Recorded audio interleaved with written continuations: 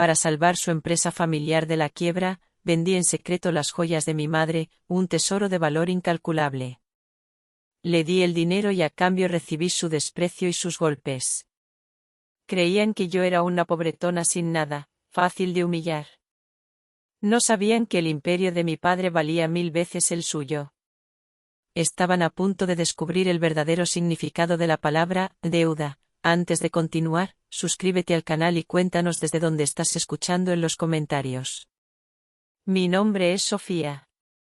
Tengo 32 años, y he pasado los últimos 7 intentando olvidar quién era. 7 años, una cuarta parte de mi vida, la he vivido como una sombra en mi propia casa. Como la esposa de la que mi marido solo se acordaba cuando necesitaba una joya que lucir en las fiestas. Y esta noche era una de esas fiestas. El aire en el gran salón de la familia Martínez olía a nardos y a roble viejo. Las lámparas de araña colgaban del techo altísimo, derramando luces parpadeantes sobre el suelo de mármol. Un suelo siempre frío. El tintineo de las copas. Las risas de los invitados, los vestidos de noche, las corbatas de seda, todo componía una imagen perfecta de riqueza y poder. Celebraban el 50 aniversario de bodas de los señores Mateo y Dolores Martínez. Mis suegros. Yo estaba en un rincón. Sostenía una copa de vino que no había tocado. El vestido que llevaba, también lo eligió mi suegra, Dolores. Dijo que el azul oscuro encajaba con mi discreción.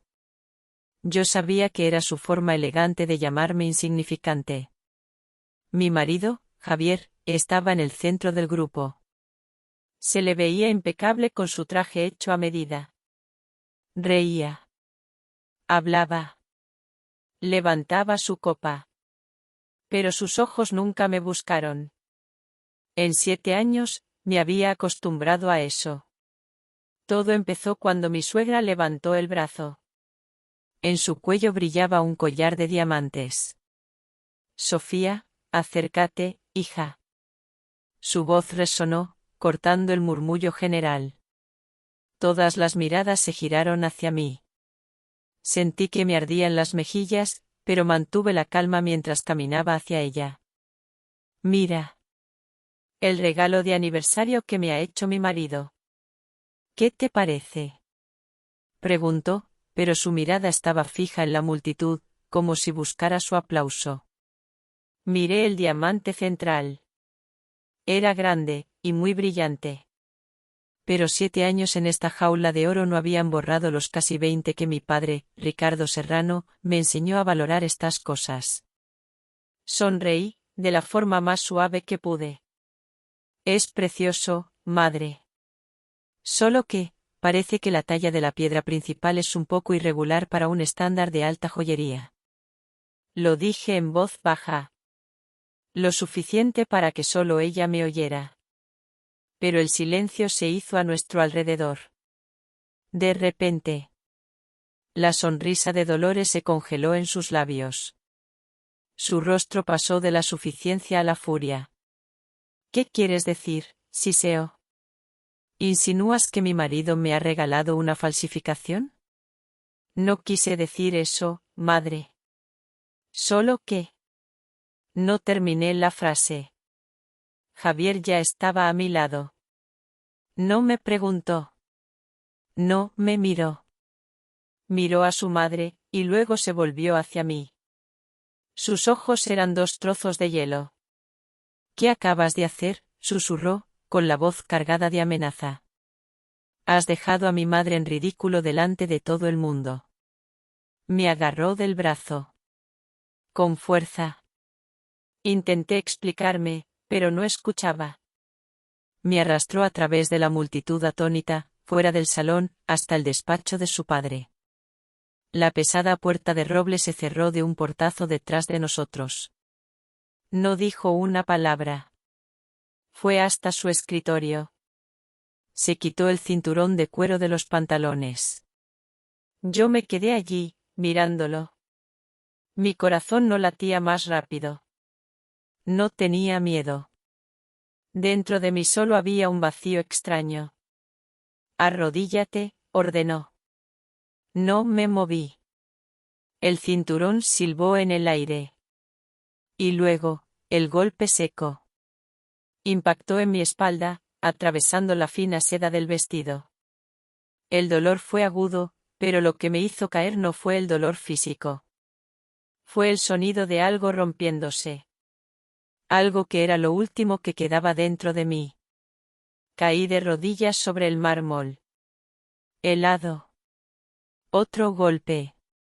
Esto es por tu insolencia. Otro. Esto es por humillar a mi madre. Otro más. Yo no lloré. No supliqué. Solo levanté la cabeza y le miré directamente a los ojos. En ellos no vi amor, ni siquiera ira. Solo el orgullo herido de un hombre débil. Me golpeó 10 veces. 15. Dejé de contar. Cuando paró, mi espalda ardía. Tiró el cinturón al suelo. Quédate aquí. De rodillas. Piensa en lo que has hecho. No te levantarás hasta que yo te lo diga. Se arregló la ropa, se pasó la mano por el pelo y salió. Cerró la puerta. Escuché cómo la música y las risas volvían a filtrarse, como si nada hubiera pasado. Me quedé allí, arrodillada sobre el frío suelo. La sangre de los rasguños de mi espalda empezó a manchar la tela. ¿Pensaban que iba a llorar, que me arrepentiría? No. El silencio de esa habitación. El frío del suelo. El ardor en mi espalda, hicieron que mi mente se aclarara como nunca antes. Lentamente, llevé la mano a mi pequeño bolso y saqué mi viejo teléfono. La pantalla se iluminó, mostrando una agenda con apenas un puñado de números. Deslicé el dedo hasta un nombre al que no me había atrevido a llamar en 7 años. Pulsé el botón de llamada. Sonó una vez. Alguien contestó. Dígame. La voz de un hombre mayor. Familiar y lejana al mismo tiempo. Respiré hondo, para que no me temblara la voz. Manuel, dije, con una calma que me asustó hasta a mí. Soy Sofía. Ven a buscarme. Hubo un segundo de silencio al otro lado. Luego, la respuesta, firme. Enseguida, señorita. Colgué. Dejé el teléfono a mi lado. Y seguí arrodillada, con la espalda recta, mirando la puerta cerrada. 7 años. 7 años de infierno se habían terminado. Todo había comenzado 7 años atrás, en un día soleado en Madrid, cuando yo todavía creía que el amor podía conquistarlo todo. El mármol seguía helado bajo mis rodillas. Pero mi mente ya no estaba allí. Estaba a 7 años de distancia, en un banco del Parque del Retiro, con el sol de primavera calentándome la cara. Javier era diferente entonces. O quizás, la que era diferente era yo. Lo conocí en una galería de arte. Yo acababa de terminar mis estudios de posgrado en finanzas y mi padre insistía en que empezara a trabajar con él en el Grupo Serrano. Pero yo quería un respiro. Un poco de vida normal. Javier era encantador. Me hablaba de poesía, de viajes, de sueños. No le importaba mi apellido. De hecho, le pedí que no lo tuviera en cuenta. Quiero que me quieras por ser Sofía, le dije. Solo Sofía. Él sonrió. Tenía la sonrisa más bonita que había visto nunca. Te protegeré de todo, Sofía, me prometió un día, mientras sostenía mis manos entre las suyas. De todo y de todos. Solo tienes que confiar en mí. Y yo le creí. Creí tanto en él que le di la espalda a mi mundo. Le dije a mi padre que quería casarme con Javier y vivir una vida sencilla. Una vida lejos del Grupo Serrano, lejos de las juntas directivas y de las cenas de negocios. Mi padre se opuso. No por Javier, sino por lo que yo estaba abandonando. Me dijo, hija, la jaula dorada sigue siendo una jaula. Pero yo no le escuché. Estaba enamorada.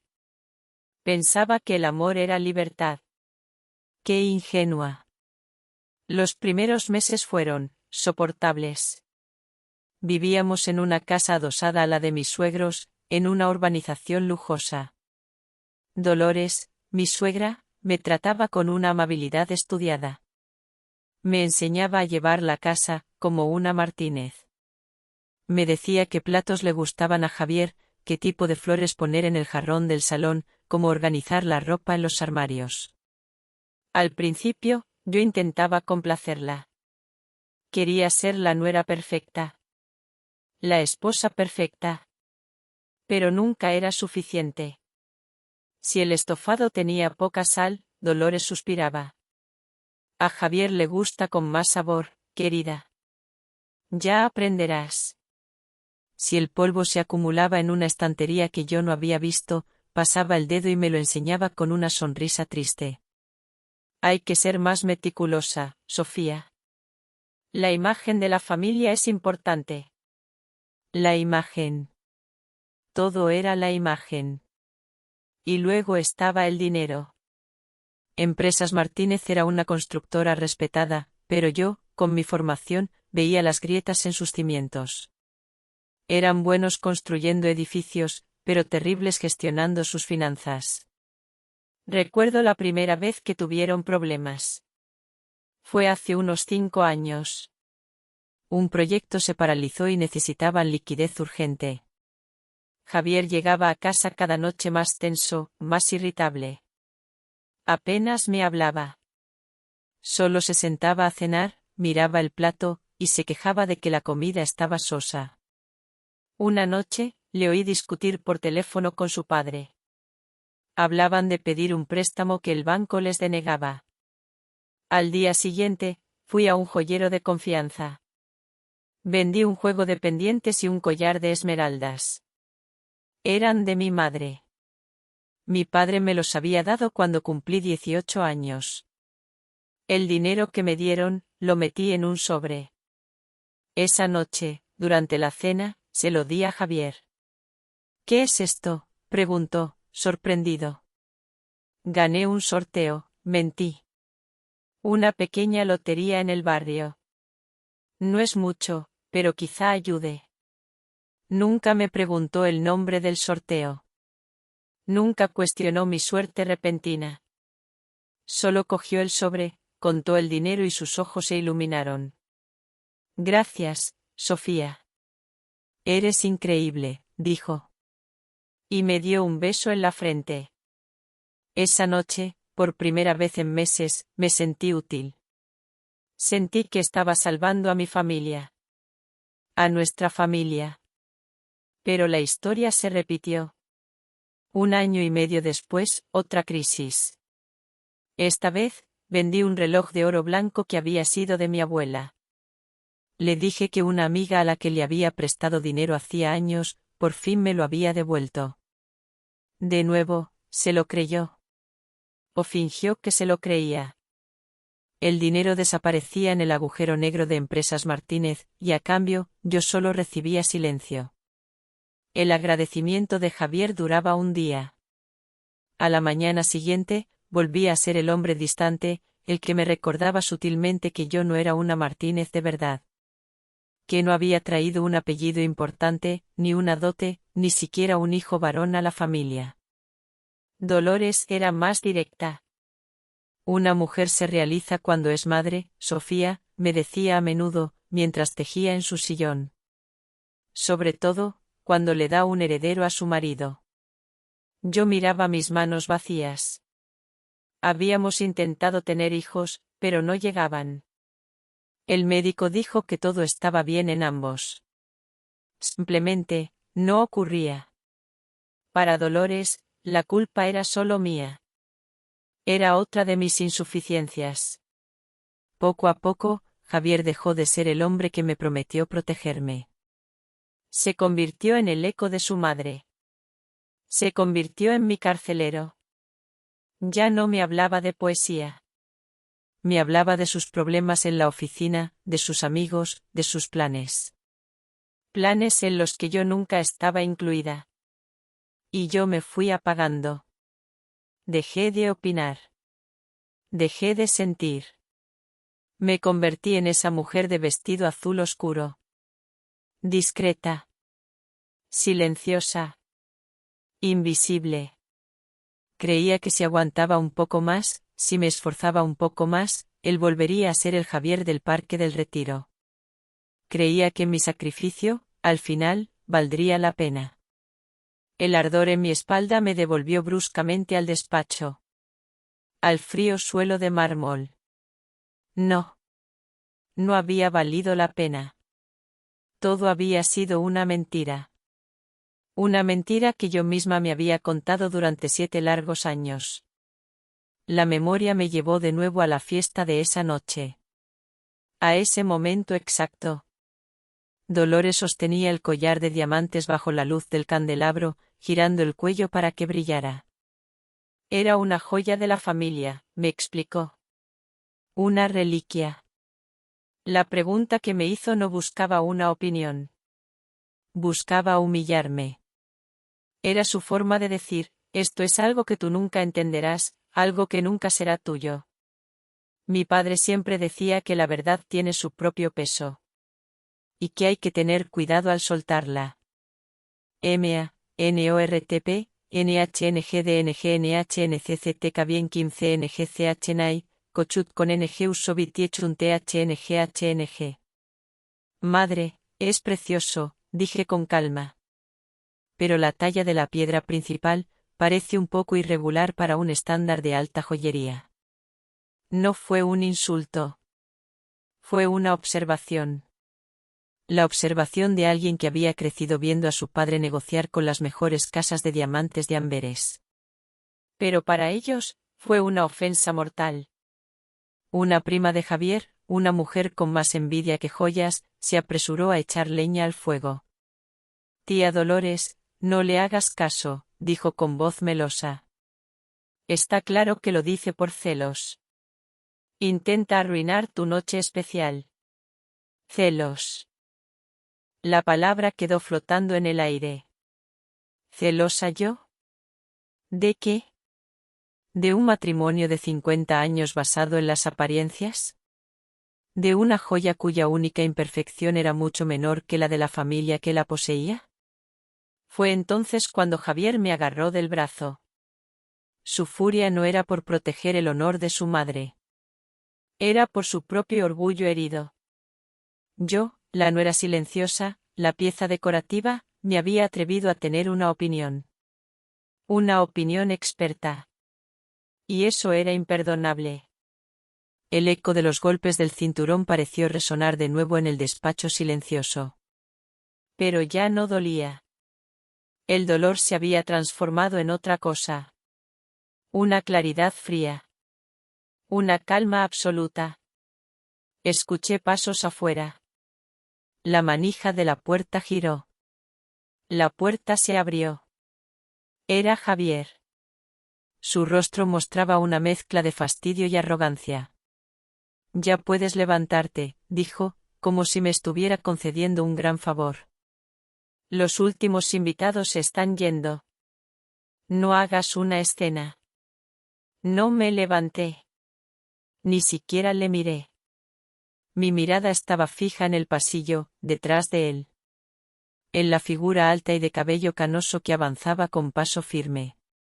Manuel. Llevaba su impecable uniforme de chofer, el mismo que había llevado durante 30 años al servicio de mi padre. A su lado caminaba un hombre de mediana edad con un maletín de cuero. No lo conocía, pero su traje caro y su expresión seria gritaban, abogado. Javier se dio cuenta de mi mirada y se giró. Su expresión cambió. La arrogancia se convirtió en confusión. ¿Quién es usted?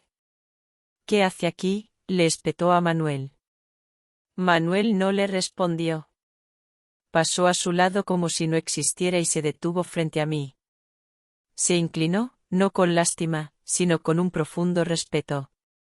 Señorita Sofía, dijo en voz baja. El coche está listo. Me ayudó a ponerme en pie. Mis piernas temblaban un poco, pero mi espalda estaba recta. Mientras me levantaba, el abogado dio un paso al frente, dirigiéndose a Javier, que ahora miraba la escena con la boca abierta.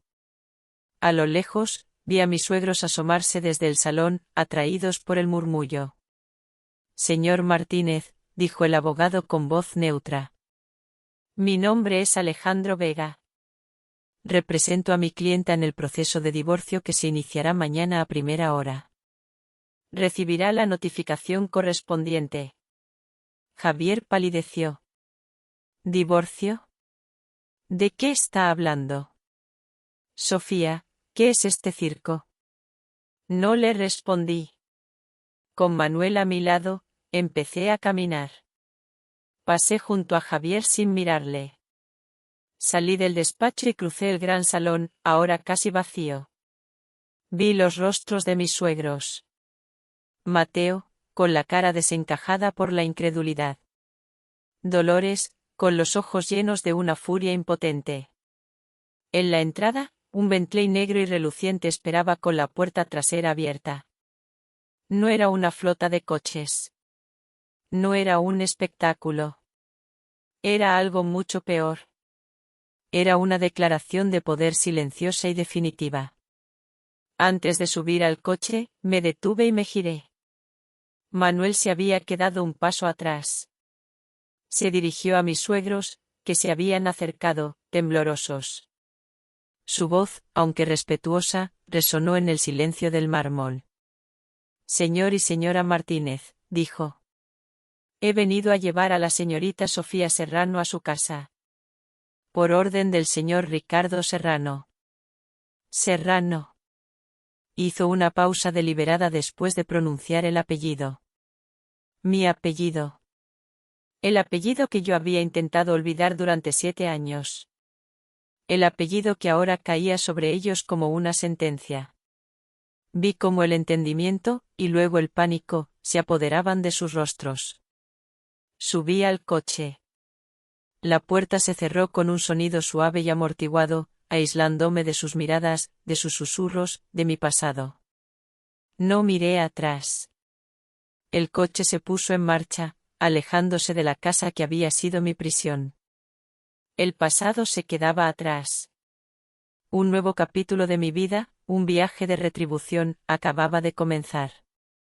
Si quieren saber qué hará Sofía a continuación para reclamar justicia por 7 años de humillación, los invito a suscribirse al canal y a dejar un comentario contándonos qué les ha parecido el episodio de hoy. El Bentley se deslizó por las calles silenciosas de Madrid. Yo miraba las luces de la ciudad pasar a través de la ventanilla, pero no las veía. Mi mente estaba en blanco. Por primera vez en 7 años, no tenía que pensar en la cena del día siguiente, ni en si la casa estaba lo suficientemente limpia. No tenía que pensar en nada. El coche atravesó las puertas de hierro forjado de una finca en La Moraleja. Mi casa. Mi verdadero hogar. La fachada de la villa estaba iluminada.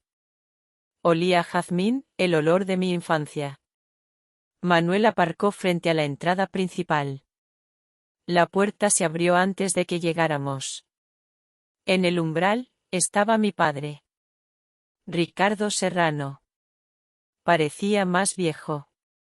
El pelo, antes solo con algunas canas en las sienes, ahora era casi completamente plateado. Pero sus ojos, agudos y penetrantes, eran los mismos. Llevaba una bata de seda sobre el pijama. Claramente, se había levantado de la cama al recibir la llamada de Manuel. Bajé del coche. Nos quedamos mirando el uno al otro a través del silencio de la noche. Un abismo de 7 años nos separaba. Papá, susurré. La palabra se sintió extraña en mis labios. Él no dijo nada. Simplemente abrió los brazos. Y yo me derrumbé. Corrí hacia él y lo abracé, enterrando la cara en su pecho. El dique que había construido alrededor de mi corazón durante tanto tiempo finalmente se rompió. Lloré. Lloré por la joven ingenua que fui. Lloré por los años perdidos. Por la soledad. Por el dolor sordo que me había acompañado cada día. Él me abrazó con fuerza, acariciando mi pelo. Ya estás en casa, Sofía, dijo, con la voz rota. Ya estás a salvo. Dentro, la casa estaba exactamente como la recordaba. Cálida. Acogedora. El reloj de pie del vestíbulo seguía marcando las horas con su solemne tic-tac. Una doctora, una mujer mayor de rostro amable, ya me estaba esperando. Era la médica de nuestra familia. Me examinó la espalda con cuidado, limpió las heridas y aplicó una pomada que alivió el ardor al instante. Mi padre observaba desde el umbral de la habitación, con los puños apretados y una expresión sombría. Cuando la doctora se fue, él se sentó a mi lado en la cama. Es culpa mía, dijo, con la voz cargada de un remordimiento profundo. Nunca debí permitirlo. Respeté demasiado tu decisión. Debí haberte sacado de allí hace mucho tiempo. Negué con la cabeza. Las lágrimas volvían a asomar. No, papá. La culpa no es tuya. Es mía. Por ser tan ciega. Por no escucharte. Él tomó mi mano. Sus manos, siempre tan fuertes, ahora temblaban un poco. Sofía, dijo en voz baja. ¿Sabes una cosa? En estos 7 años, no ha habido un solo día en que no supiera dónde estabas o qué hacías. Le miré, confundida. Respeté tu deseo de vivir tu propia vida, continuó. Pero no podía dejarte completamente sola. ¿Recuerdas hace 3 años, cuando Empresas Martínez estuvo al borde de la quiebra por un proyecto inmobiliario que fracasó? Asentí. Lo recordaba perfectamente. Fue la segunda vez que tuve que vender las joyas de mi abuela. Javier estaba desesperado. La entidad que compró su deuda tóxica, a través de un fondo de inversión suizo, era yo, Sofía. Me quedé sin aliento.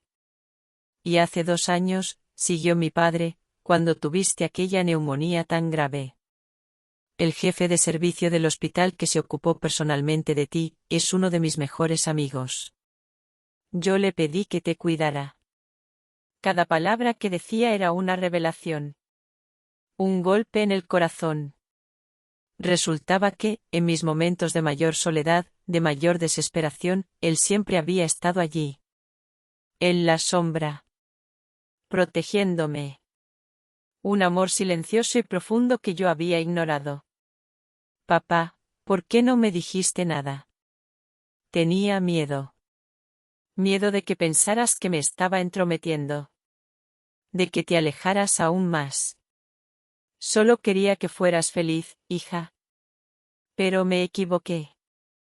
Ese hombre, Javier Martínez, no te merecía. Ni él, ni su familia. La tristeza en sus ojos fue reemplazada por una ira fría. Una ira que yo conocía bien. La del presidente del Grupo Serrano cuando un enemigo le declaraba la guerra. No voy a dejar que se salgan con la suya, sentenció. Al ver esa determinación en su mirada, sentí como mi propia fuerza regresaba. Ya no estaba sola. Tenía a mi padre. Tenía todo un imperio detrás de mí. Sequé mis lágrimas. Le miré a los ojos.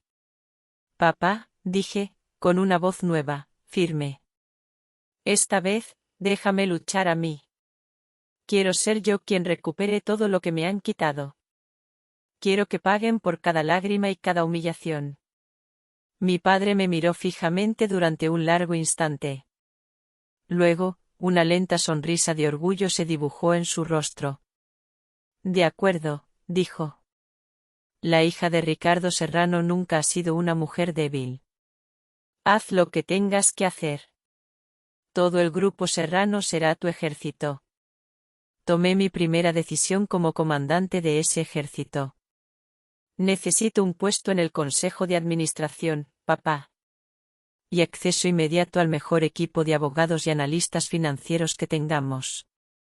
La guerra había comenzado. Y yo, por fin, estaba en el bando ganador. Dormí 12 horas seguidas. Un sueño profundo, sin pesadillas. Cuando desperté, el sol de la mañana entraba a raudales por la ventana de mi antiguo dormitorio. Por un instante, me sentí como la joven de 25 años que se había marchado de allí llena de sueños. Pero la sensación desapareció tan rápido como llegó. La mujer que se levantó de esa cama ya no era la misma. Al día siguiente, entré en la sede central del Grupo Serrano. El edificio, un rascacielos de cristal y acero en el corazón del Paseo de la Castellana, seguía siendo tan imponente como lo recordaba. Algunos empleados antiguos me reconocieron. Vi la sorpresa, y luego la curiosidad, en sus miradas. La hija del jefe, la que había desaparecido durante 7 años, había vuelto. Mi padre convocó una reunión extraordinaria del Consejo de Administración.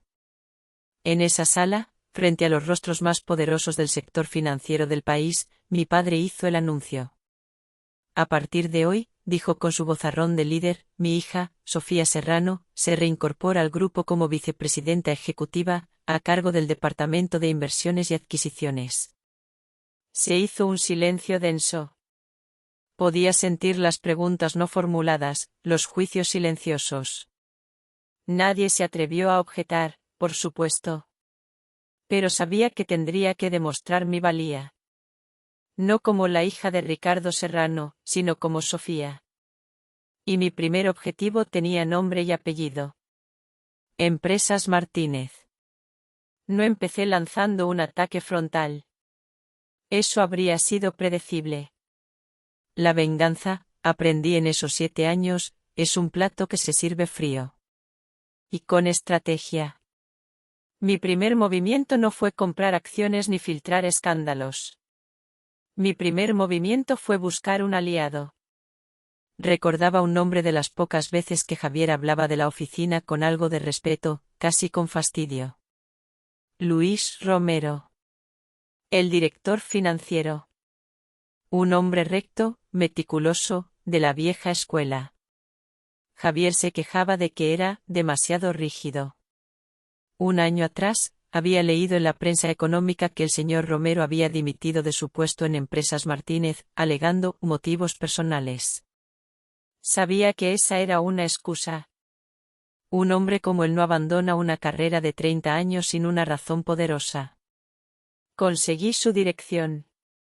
Vivía en un piso modesto pero elegante en el barrio de Salamanca. Fui a verle yo misma, sin abogados ni asistentes. Solo yo. Me abrió la puerta un hombre de unos 60 años, con gafas y una mirada cansada pero inteligente. Me reconoció al instante. La sorpresa en su rostro fue evidente. Señora Martínez, dijo, corrigiéndose a sí mismo. Señora Serrano, ¿qué hace usted aquí? Señor Romero, respondí con calma. ¿Puedo pasar? Creo que usted y yo tenemos un interés en común. Dudó un momento, pero finalmente me dejó entrar. Su casa olía a libros viejos y a café recién hecho. Nos sentamos en su pequeño salón. Fui directa. Sé por qué dejó Empresas Martínez, le dije. Y no fue por motivos personales. Él no respondió. Solo se ajustó las gafas y me miró fijamente. Usted es un hombre íntegro, continué. Y no podía seguir siendo cómplice de las irregularidades financieras que Mateo y Javier Martínez llevan años cometiendo. Su silencio fue toda la confirmación que necesitaba. No he venido a pedirle que traicione a nadie, señor Romero. He venido a pedirle que me ayude a hacer justicia.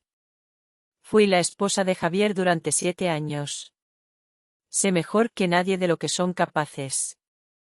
Pero necesito pruebas. Pruebas que sé que un hombre tan meticuloso como usted debe tener. Él suspiró. Una exhalación larga y profunda, como si se quitara un peso de encima. Pensé que nadie se daría cuenta nunca, dijo en voz baja. Lo vi todo. Los informes financieros falsificados para conseguir préstamos bancarios. El desvío de fondos de los proyectos a cuentas privadas. Intenté advertirles. Les dije que estaban construyendo un castillo de naipes. Mateo me dijo que me ocupara de mis números y que dejara los negocios para él. ¿Por qué se fue?, pregunté. Porque empezaron a pedirme que firmara documentos. Documentos que me habrían convertido en un criminal junto a ellos. Tengo una familia, señora Serrano. No podía arriesgarme. Lo entiendo, le dije, y mi voz fue sincera. No le pido que se arriesgue. Le pido que me dé las herramientas para que la ley haga su trabajo. No he venido a vengarme, señor Romero. He venido a limpiar. Y necesito a un hombre honrado como usted a mi lado. Se quedó pensativo, mirando por la ventana. Podía ver la lucha en su interior. La lealtad a una empresa a la que había dedicado su vida, contra la decencia y la justicia. Finalmente, se giró hacia mí. Cuando me fui, dijo lentamente, hice una copia de seguridad de algunos archivos. Por si acaso. Creí que nunca los necesitaría. Se levantó, fue a su estudio y regresó con una pequeña memoria USB. Me la entregó. No es todo, advirtió. Pero es un comienzo. Es la prueba de un pequeño fondo opaco. Dinero que Javier desviaba cada mes. No sé para qué lo usaba. Tomé la memoria. Se sentía pesada en mi mano, cargada de secretos. Gracias, señor Romero. No lo olvidaré. Haga que paguen, señora Serrano, dijo, y en su voz cansada había una nota de acero. Haga que paguen por todo.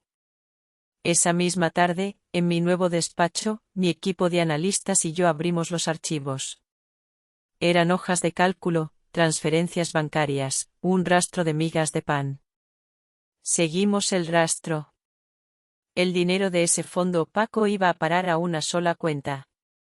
Una cuenta a nombre de una joven modelo. Seguimos investigando. Descubrimos que el apartamento de lujo en el que vivía la modelo también estaba pagado por una sociedad fantasma vinculada a Javier. Tenía el hilo. El primer hilo del que tirar para desenredar toda la madeja podrida. Javier no solo era un maltratador y un cobarde. También era un adúltero y un ladrón. Y yo estaba a punto de asegurarme de que todo el mundo lo supiera. Los Martínez tenían una obsesión. La reputación. El ¿qué dirán? Para ellos, un buen nombre valía más que el dinero. Era su armadura, su carta de presentación, su dios particular. Yo lo sabía. Había vivido 7 años puliendo esa armadura para ellos, ocultando sus miserias tras una fachada de respetabilidad. Y sabía que, para derribarlos, tenía que atacar precisamente a su dios. Al día siguiente, convoqué a mi equipo en una sala de juntas del Grupo Serrano. No era un equipo de finanzas. Era el mejor gabinete de comunicación y relaciones públicas de Madrid. Les puse sobre la mesa el dossier que habíamos preparado. Fotos de Javier con su amante. Extractos bancarios. La escritura del apartamento de lujo. La familia Martínez tiene un enemigo acérrimo en el mundo de la prensa, les dije, mirando sus rostros atentos. Un periódico digital que lleva años intentando sacarles trapos sucios sin éxito. La directora de la agencia, una mujer elegante con una mirada de tiburón, sonrió levemente. Ya sabía a quién me refería. Quiero que este dossier llegue a su redacción, continué. De forma anónima. Un sobre sin remitente. Que parezca una filtración interna, de un empleado descontento. Nadie, bajo ninguna circunstancia, puede rastrear esto hasta nosotros, ¿entendido? Asintieron. No hicieron preguntas. Eran profesionales. Ellos valoran su reputación por encima de todo, concluí. Así que empezaremos por ahí. La mañana siguiente, me desperté con el sonido de mi teléfono vibrando sin parar sobre la mesilla. No era una llamada. Eran notificaciones. Decenas de ellas. Cogí el teléfono. La bomba había estallado. El titular del periódico digital era brutal, directo. El heredero de los Martínez, malversación, lujo y una amante oculta. El artículo era un festín de detalles escabrosos. Las fotos de Javier y la modelo, cenando en restaurantes caros, saliendo de un hotel de 5 estrellas. Eran imágenes tomadas con teleobjetivo. Claramente, el periódico había puesto a sus propios paparazzis a trabajar en cuanto recibieron el sobre. El artículo detallaba el desvío de fondos de la empresa para pagar el apartamento, los coches, los viajes a Ibiza. Era una ejecución pública. Y fue solo el principio. El resto de medios se hicieron eco de la noticia como lobos hambrientos. En cuestión de horas, el nombre de Javier Martínez estaba en boca de todo el país. El joven empresario de éxito, el pilar de la nueva generación de la familia, había quedado reducido a un simple ladrón y adúltero. Mi teléfono empezó a sonar. Era él. Javier. Dejé que sonara hasta que se cortó. Inmediatamente, llegó un mensaje. Sofía, coge el teléfono. Tenemos que hablar. Esto es una locura. Leí el mensaje. No sentí nada. Llegó otro. Sé que eres tú, ¿por qué me haces esto, después de todo lo que hemos vivido? ¿Todo lo que hemos vivido? Me pregunté, con una ironía amarga.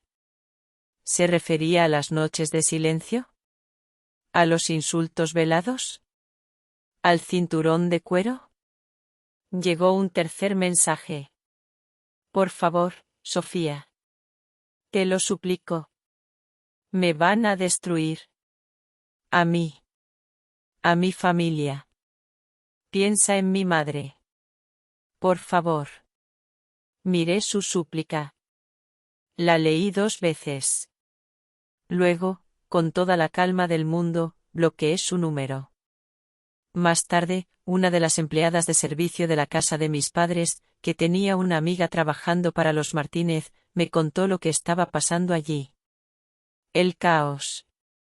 Dijo que se oían los gritos de Mateo desde la calle. Que había roto una vajilla de porcelana carísima contra la pared, gritándole a Javier que era un inútil, que había arrastrado el apellido familiar por el fango. Dijo que Dolores no paraba de llorar. No de pena por su hijo, sino de rabia. Y que no paraba de repetir mi nombre, como una maldición. Esa víbora. Ese demonio. Nos está destruyendo. Yo escuchaba el relato mientras tomaba una taza de té en el jardín de mi padre. El sol era agradable. Los pájaros cantaban. En la bolsa, la noticia del escándalo provocó un terremoto. La confianza en Empresas Martínez se desplomó. Los inversores, aterrados, empezaron a vender. Las acciones de la compañía, que ya estaban débiles, cayeron en picado. Miré la pantalla de mi ordenador, donde un gráfico mostraba la línea roja descendiendo sin freno. Era una imagen preciosa. La armadura de los Martínez se estaba agrietando. Se estaba rompiendo en 1000 pedazos. Y yo, desde la distancia, observaba.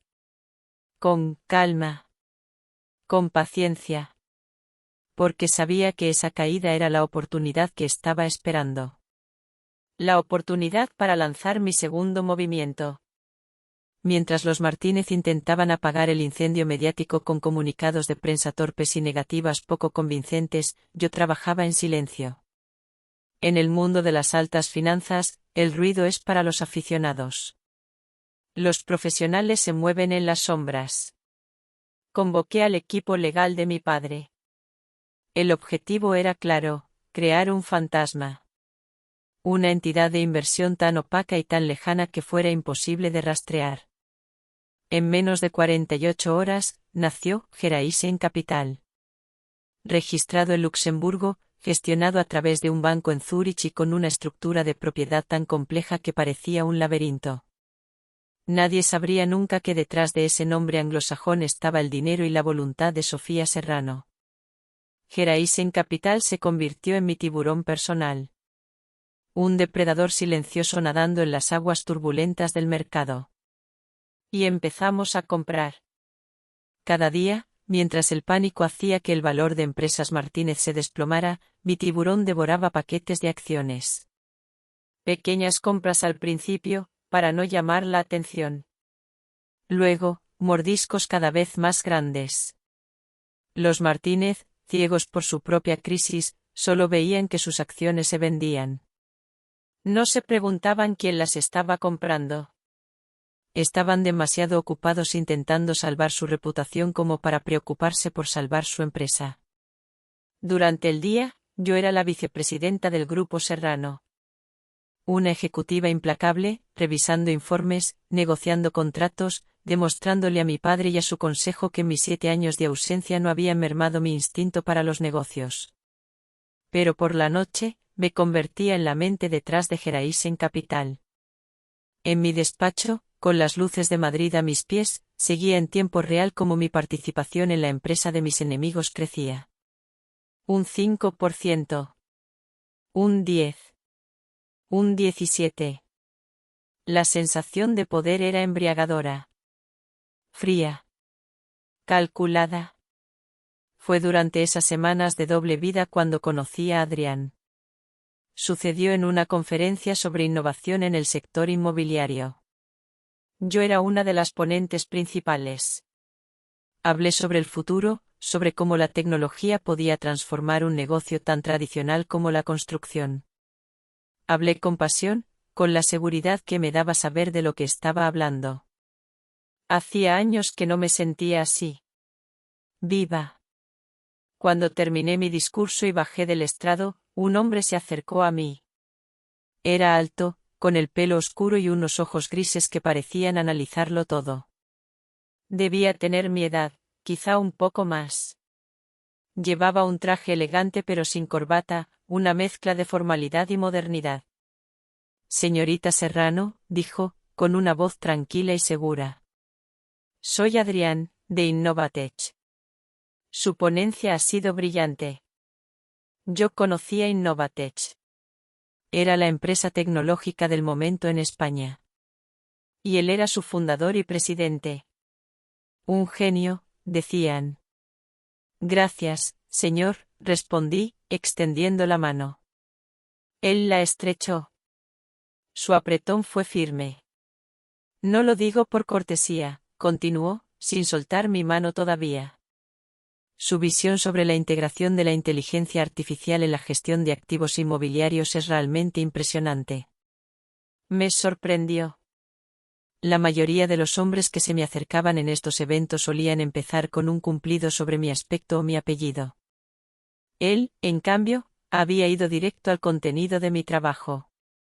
Me había visto a mí, no a la hija de Ricardo Serrano. Gracias de nuevo, dije, sintiendo un leve rubor que me incomodó. Hacía mucho tiempo que no me sonrojaba. Me preguntaba, añadió, si tendría tiempo para un café esta semana. En Grupo Serrano están buscando modernizar sus sistemas. Creo que Innovatech y usted podríamos hacer grandes cosas juntos. Su propuesta era puramente profesional. Pero en sus ojos grises vi algo más. Curiosidad. Respeto. Acepté. Nos reunimos 3 días después. El café se convirtió en una conversación de 2 horas. Hablamos de negocios, de tecnología, de futuro. Adrián era inteligente, rápido, divertido. Me desafiaba. Me hacía pensar. Por primera vez en años, sentí que estaba hablando con un igual. Al final de la reunión, cuando ya nos despedíamos, me miró fijamente. Perdone si soy indiscreto, dijo. Pero he seguido las noticias. Lo que le ha pasado a su ex marido. Lo lamento. Métense. Esperaba un comentario morboso, una pregunta fuera de lugar. Pero lo que dijo a continuación me desarmó. Nadie merece ser traicionado así. Me alegro de que haya salido de ahí. Y ya está. Sin más preguntas. Sin juicios. Solo una simple declaración de empatía. Esa noche, mientras revisaba el último informe de Geraisen Capital, ya poseíamos el 32% de Empresas Martínez, me descubrí a mí misma pensando en Adrián. En sus ojos grises. En cómo me había hecho sentir. Normal. Respetada. Interesante. Un sentimiento peligroso. Por un lado, estaba tejiendo metódicamente la red para destruir a mis enemigos. Estaba a punto de cerrar el círculo. Por otro lado, una puerta que yo creía cerrada y sellada para siempre, la de mi propio corazón, parecía estar abriéndose una rendija. ¿Podría hacer ambas cosas? ¿Podría reclamar mi venganza, y al mismo tiempo, buscar mi propia felicidad? Si han llegado hasta aquí en mi relato, les pido que me ayuden dejando un número 1 en los comentarios, para que yo sepa que todavía hay amigos acompañándome en este viaje. Su presencia en el canal Corazones de Millonarios es el mayor aliento que puedo recibir para contarles la última parte. El acto final. Después de 3 semanas de compras agresivas en el mercado, Geraisen Capital controlaba el 51% de las acciones de Empresas Martínez. Era la dueña. Yo era la dueña. El movimiento final fue convocar una Junta General Extraordinaria de Accionistas. El pretexto oficial era presentar un plan de rescate urgente ante la crisis de reputación y la caída en bolsa. Todos los accionistas, grandes y pequeños, acudieron. También la prensa. Los Martínez sabían que se jugaban el futuro de su imperio en esa reunión. Se celebró en el salón de actos de un hotel de lujo. El ambiente era tenso, cargado de electricidad. Vi a la familia Martínez sentada en la mesa presidencial. Mateo, con el rostro demacrado, intentando mantener una compostura que no tenía. Dolores, a su lado, con los ojos hinchados y la mirada perdida. Y Javier. Mi exmarido. Parecía haber envejecido 10 años en 3 semanas. Se le veía asustado, como un niño perdido. Yo entré cuando la reunión ya había comenzado. Me senté en la última fila, junto a mi abogado, el señor Vega, y Luis Romero, que había aceptado ser mi asesor. Nadie reparó en mí. Para ellos, yo seguía siendo invisible. Mateo tomó la palabra. Su voz, antes tan autoritaria, ahora sonaba frágil. Habló de dificultades temporales, de ataques malintencionados a la reputación de la familia. Prometió un plan de reestructuración. Palabras vacías. Promesas huecas. Dejé que terminara su discurso patético. Cuando se hizo el silencio, me levanté. Todas las cabezas se giraron hacia el fondo de la sala. Vi el rostro de Javier. Su boca se abrió con incredulidad. El pánico empezó a dibujarse en sus ojos. Caminé lentamente por el pasillo central. Mis tacones resonaban contra el suelo de madera. Un sonido rítmico. Como el de un tambor anunciando una ejecución. Subí al estrado. Me detuve junto a Mateo. ¿Qué haces aquí?, balbuceó. Esta es una reunión privada de accionistas. Exacto, respondí. Mi voz, amplificada por el micrófono, sonó clara y firme en toda la sala. Y por eso estoy aquí. Me giré hacia el público. Hacia los periodistas que ya apuntaban sus cámaras hacia mí. Buenos días a todos. Mi nombre es Sofía Serrano. Y comparezco ante ustedes como la representante legal de Geraisen Capital. Hubo un murmullo de confusión en la sala. El fondo de inversión, continué, saboreando cada palabra, que durante las últimas semanas ha adquirido el 51% del capital social de esta compañía. Lo que nos convierte, a efectos prácticos, en el accionista mayoritario. En el nuevo propietario de Empresas Martínez. La frase cayó como una bomba. El silencio fue total, absoluto. Luego, el caos. Los flashes de las cámaras estallaron. Los periodistas se pusieron en pie. Vi a Dolores llevarse una mano al corazón, con el rostro blanco como el papel. Vi a Mateo desplomarse en su silla, sin aire. Y vi a Javier. Se levantó de un salto. «Mientes», gritó. «Es imposible. ¿De dónde has sacado tanto dinero?» «¿Has olvidado quién es mi padre, Javier?», le respondí, mirándole directamente a los ojos por primera vez. «El dinero que ha costado comprar tu ruinosa empresa familiar es, para el Grupo Serrano, poco más que calderilla». Di una señal a mi asistente. La gran pantalla que había detrás del estrado se encendió. «Pero no he venido solo a presentarme», dije, dirigiendo mi atención de nuevo a la audiencia. «He venido a mostrarles la verdad. La verdad que esta familia ha estado ocultando durante años». En la pantalla aparecieron los documentos. Los informes financieros falsificados que Luis Romero había guardado.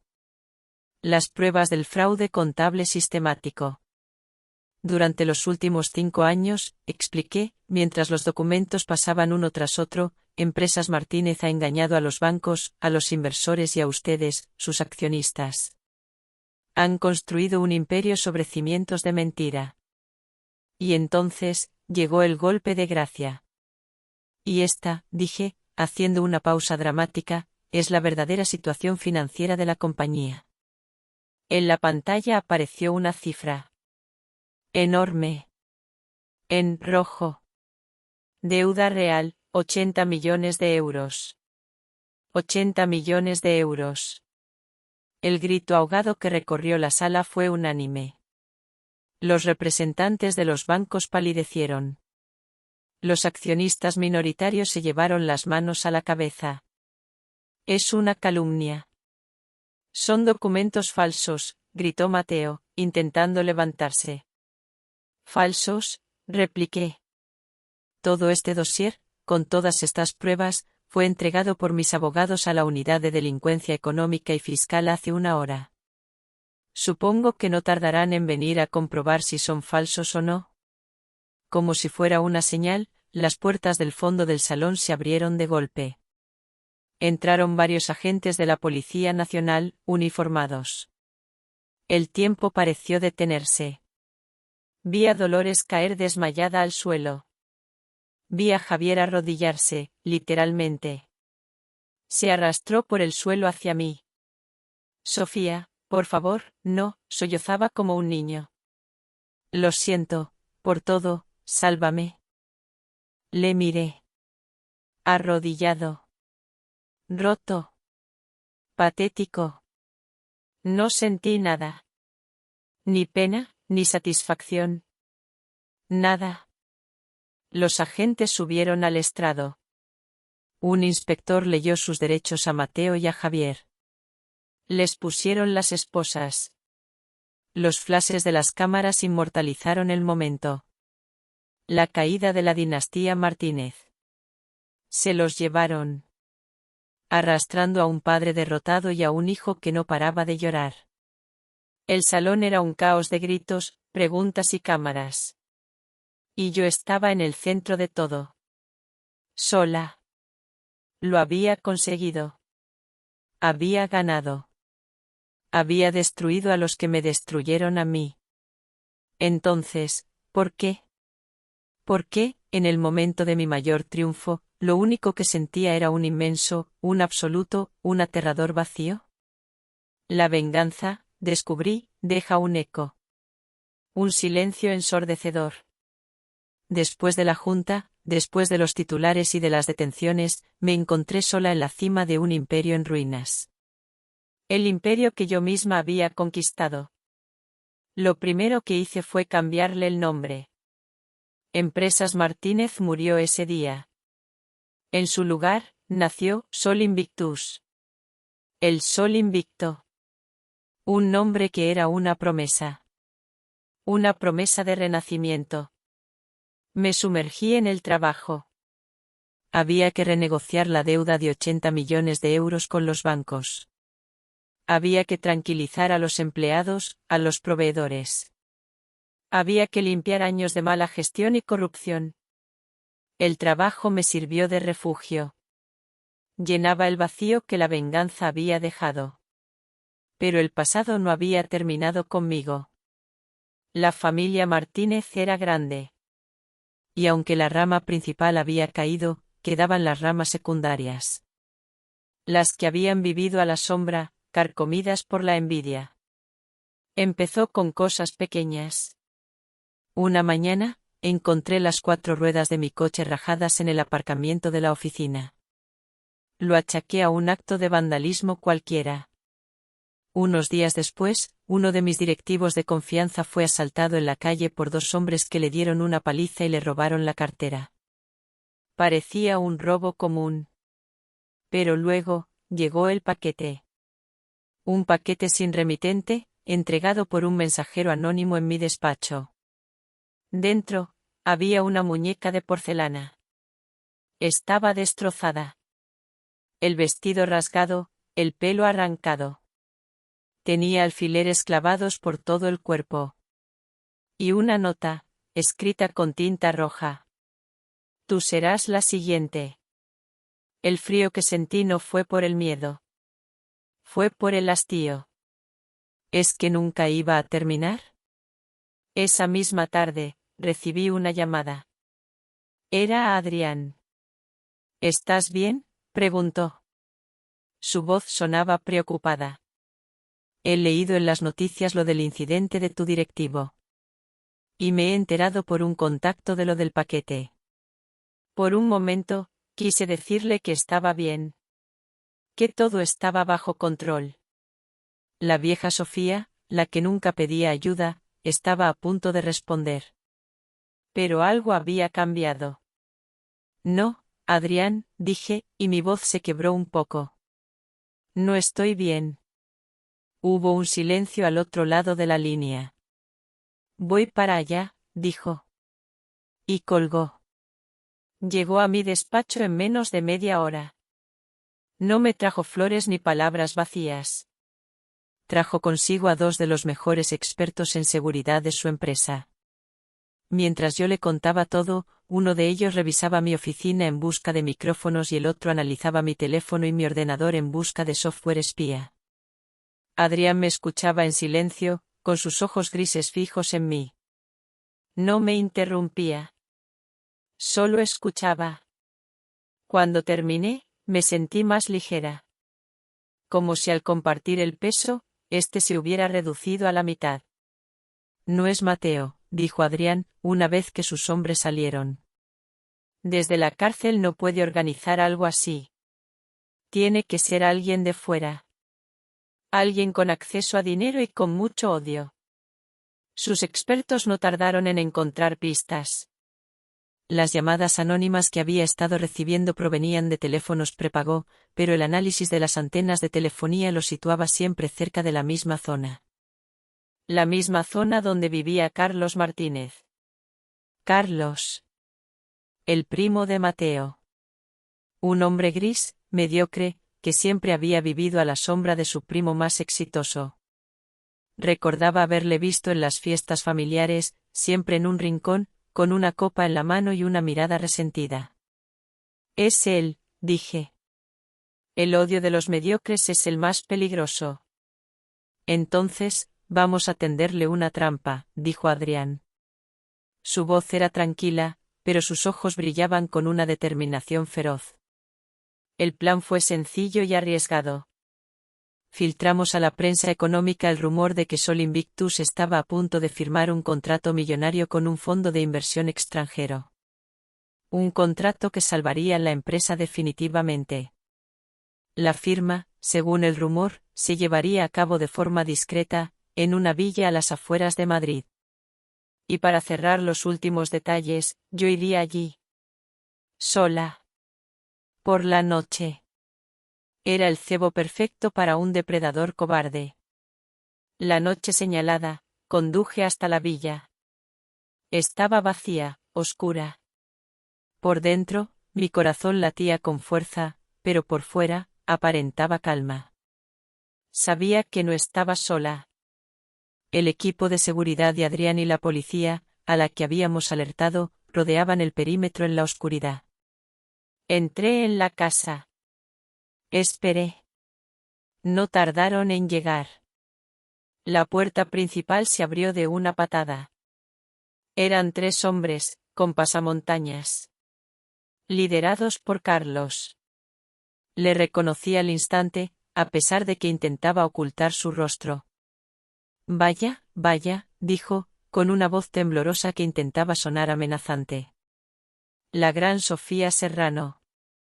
Sola, por fin. ¿Qué quieres, Carlos?, pregunté, retrocediendo lentamente.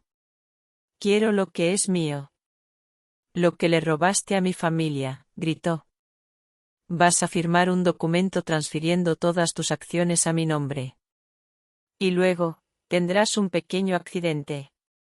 Justo cuando sus matones se abalanzaban sobre mí, todas las luces de la casa se encendieron de golpe. Las ventanas estallaron hacia adentro. La policía entró por todas partes. Policía. Suelten las armas. Carlos se quedó paralizado, con el rostro desencajado por el terror. Su patético intento de venganza había terminado. Cuando todo pasó, cuando la policía se llevó a Carlos y a sus secuaces, Adrián entró en la casa. Corrió hacia mí. ¿Estás bien? ¿Te han hecho daño?, preguntó, revisándome de arriba abajo. Estoy bien, dije, respirando hondo. Y esta vez, era verdad. Me abrazó. Y en ese abrazo, sentí una seguridad que no había sentido en mucho tiempo. Nos quedamos en silencio un rato. Luego, él se apartó un poco, sin soltarme, y me miró a los ojos. Sofía, dijo, con la voz cargada de una emoción sincera. Yo no quiero ser solo tu socio de negocios. Ni tu consultor de seguridad. Hizo una pausa. Mi corazón se detuvo. Déjame ser tu compañero. Para esto. Y para todo lo que venga después. Déjame estar a tu lado, en los días de sol y en las noches de tormenta. No era una declaración de amor de película. Era algo mejor. Era una promesa. Una promesa de compañía. De apoyo incondicional. Y por primera vez, desde aquel día en el Parque del Retiro, sentí que podía volver a confiar. Sí, Adrián, susurré. Me encantaría. A veces, cuando la noche está tranquila, subo con Adrián a la terraza de nuestro ático. Desde aquí, Madrid se extiende a nuestros pies como un manto de luces parpadeantes. Me apoyo en él, siento el calor de su abrazo, y pienso en el camino recorrido. Nos casamos un año después de la detención de Carlos. Fue una ceremonia íntima, en los jardines de la casa de mi padre. Solo familia y amigos cercanos. Vi a mi padre entregar mi mano a Adrián con lágrimas de felicidad en los ojos. Sabía que me dejaba en buenas manos. Sol Invictus e Innovate se fusionaron. Juntos, creamos un nuevo gigante empresarial. Unimos la solidez del ladrillo con la agilidad de la tecnología. Construimos. Cada día, construimos algo nuevo. Edificios inteligentes, proyectos sostenibles, un futuro. A veces, me llegan noticias de los Martínez. Ecos de un pasado lejano. Mateo murió en prisión hace 2 años. De un infarto, dijeron. Yo creo que murió de orgullo roto. A Javier le redujeron la condena por buen comportamiento. Salió hace unos meses. Sin dinero, sin nombre, sin familia. Un fantasma de lo que fue. Me escribió una última carta. Ya no había súplicas ni reproches. Solo 2 palabras. Lo siento. No respondí. Ya no había nada que decir. ¿Y Dolores? Vive en un convento de clausura en un pueblo de Castilla. La mujer que tanto amaba las fiestas y las joyas, ahora vive rodeada de silencio y austeridad. Quizá, entre esas paredes, haya encontrado la paz. O el castigo que ella misma se impuso. Ya no pienso en ellos con rencor. Tampoco con pena. Simplemente, ya no pienso en ellos. Mi vida ahora tiene otras prioridades. Otras alegrías. Siento una pequeña patada en mi vientre y sonrío. Adrián baja la mirada y pone su mano sobre la mía, que descansa sobre la curva de mi embarazo. Parece que alguien está impaciente por salir, dice, con su voz cálida y tranquila. Quiere ver las luces de la ciudad, respondo, apoyando mi cabeza en su hombro. Miro las luces, y reflexiono. He aprendido tanto en estos años. He aprendido sobre los padres y los hijos. Mi padre aprendió que el amor, a veces, requiere intervención. Que respetar una decisión no significa abandonar. Y yo aprendí que el refugio de la familia es un tesoro que nunca debí dar por sentado. He aprendido sobre el amor.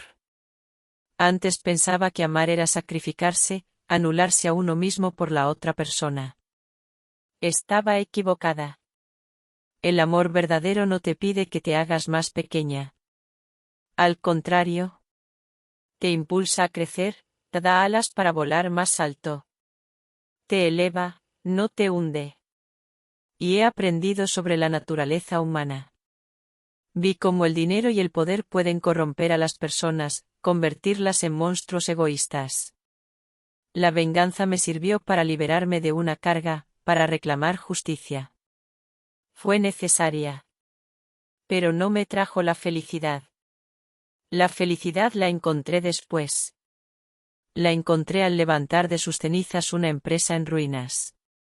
Al darle una segunda oportunidad a cientos de empleados. La encontré al construir una nueva vida, ladrillo a ladrillo, junto a Adrián. La felicidad no estaba en destruir el pasado. Estaba en construir el futuro. Adrián me acerca más a él y me da un beso en la frente. ¿En qué piensas?, me susurra. Sonrío. Siento otra patadita, más fuerte esta vez. En todo, le respondo. Y en nada. Miro el horizonte. Las primeras luces del alba empiezan a teñir el cielo de Madrid de un color anaranjado y violeta. Un nuevo día está a punto de comenzar. Mi vida fue una vez una larga y fría noche de invierno. Pero ahora, por fin, ha amanecido. Y así, la historia de Sofía llega a su fin. ¿Qué piensan ustedes de su viaje? ¿De sus decisiones? ¿Habrían hecho algo diferente en su lugar? Por favor, compartan sus reflexiones en los comentarios. Les aseguro que leo cada una de sus palabras.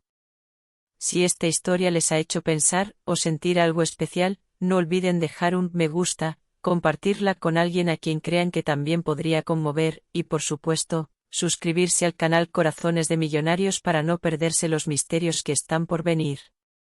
Nos encontramos en el próximo relato.